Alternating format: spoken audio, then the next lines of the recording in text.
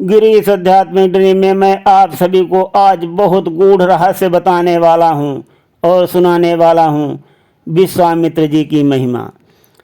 गुरुवर विश्वामित्र जी जनकपुर में पधार चुके हैं और वो राम और लक्ष्मण को अपने साथ लेकर के आए हैं। राम और लक्ष्मण को उन्होंने मिथिलापुर की नगरी को देखने की आज्ञा दे दी है।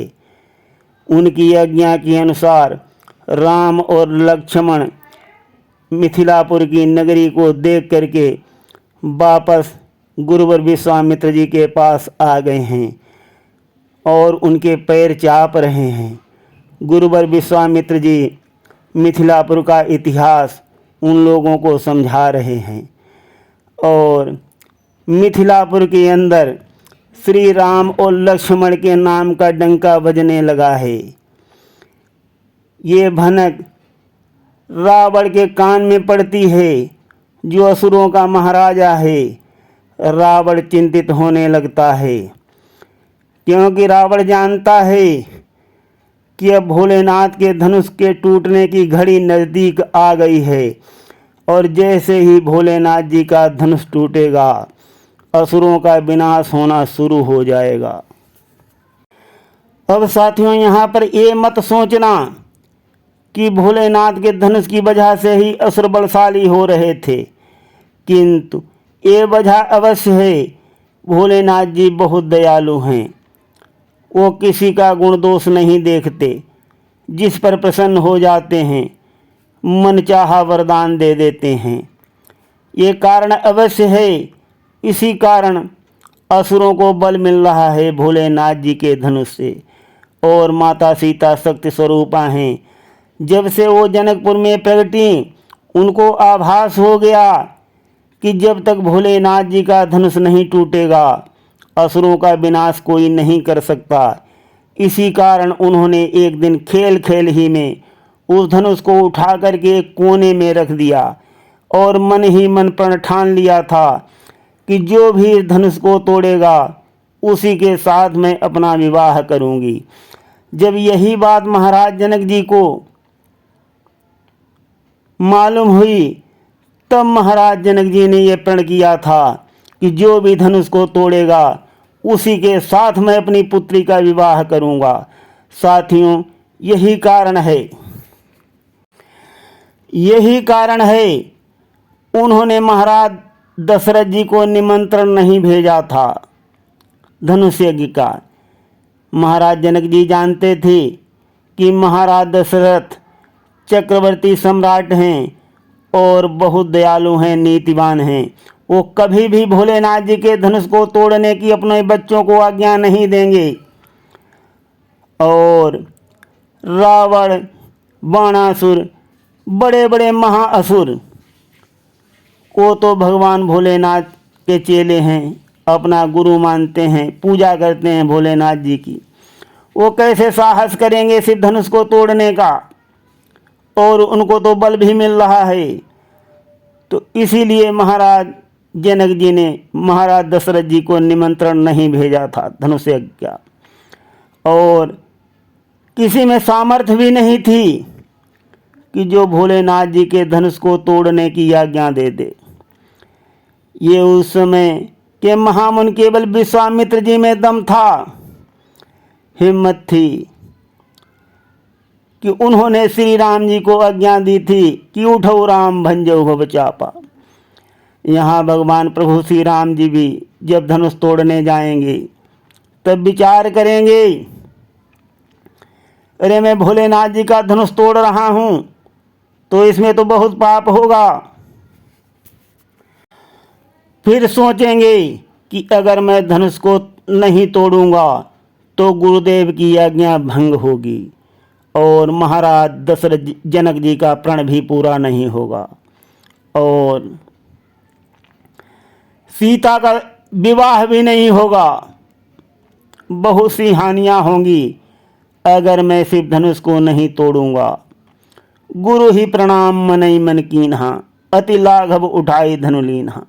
लेत चढ़ावत खैंचत गाढ़े, काहुन लखा देख सब ठाड़े। साथियों, स्पष्ट बताया गया है गूढ़ शब्दों में तो गूढ़ शब्द जो है विद्वान ढूंढ ढूंढ कर पकड़ लेते हैं और एक एक का उत्तर समझा रहे हैं, क्योंकि आजकल के लोग भी गुप्त रहस्य सुनने के ज़्यादा शौकीन हैं। ज़्यादा अच्छा लगता है, और अच्छा लगे भी क्यों न, कि जो चीज़ नहीं मालूम होती है वो जानकारी मिल जाए तो बहुत खुशी होती है हर आदमी को। तो सुनिए साथियों, आगे मैं आप सभी को गूढ़ से गूढ़ रहस्य समझाता रहूँगा।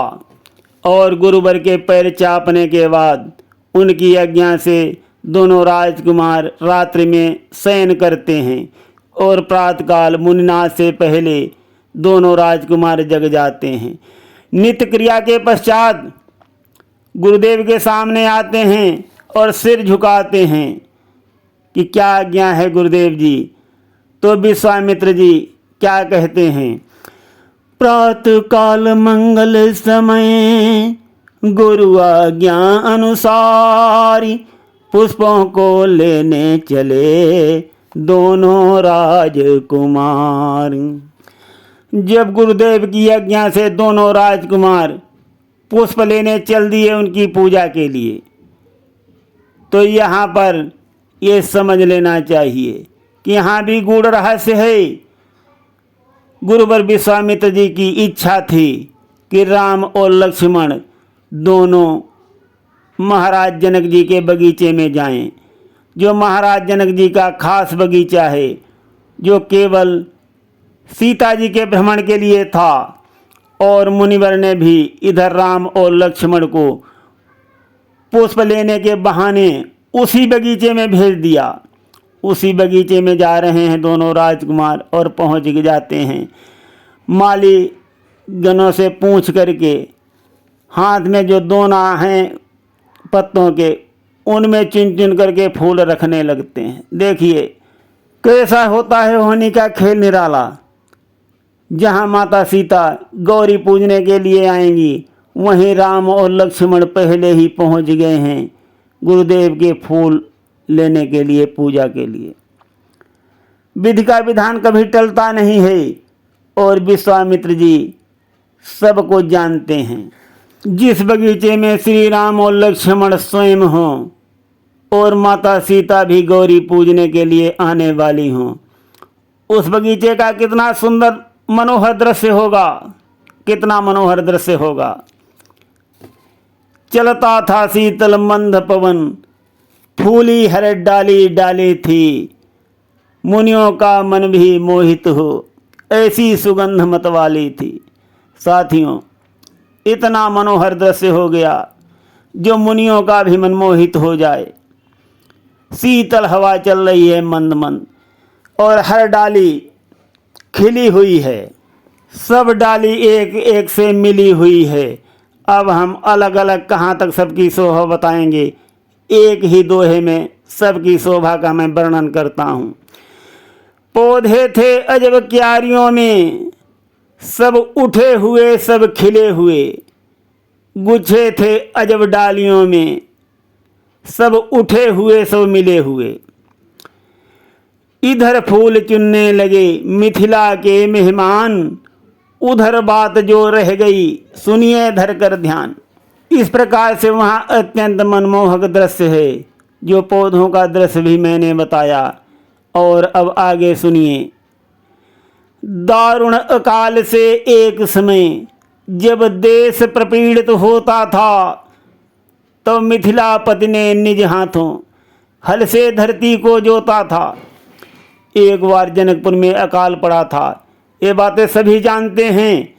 तब महाराज जनक जी ने स्वयं अपने खेतों में हल चलाया था, और हल जो है एक जगह पे अटक गया था, और वहीं जब खोदा गया, एक घड़े के अंदर एक कन्या प्रकट हुई थी। वही शक्ति स्वरूपा सीता माता हैं, जो महाराज जनक जी के नगर में प्रकट हुई थी संसार का कल्याण करने के लिए, संसार का दुख हरने के लिए।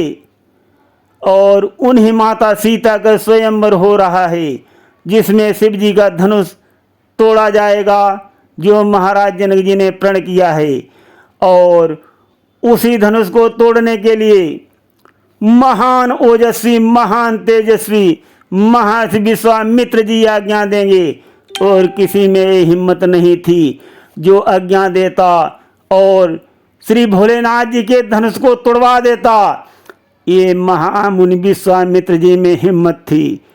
जब वो श्री राम जी को आज्ञा देंगे, भोलेनाथ जी का धनुष टूटेगा।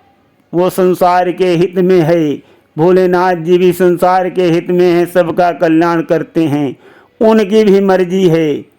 और ये मैंने बताया था कि भोलेनाथ जी की भी इच्छा है कि विश्वामित्र जी अगुवाई करें और हमारा धनुष जो है वो इस प्रकार से टूटे।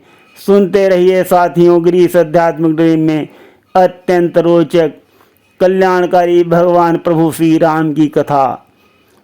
धन्यवाद। आज हम प्रसंग को यहीं पर विश्राम देते हैं।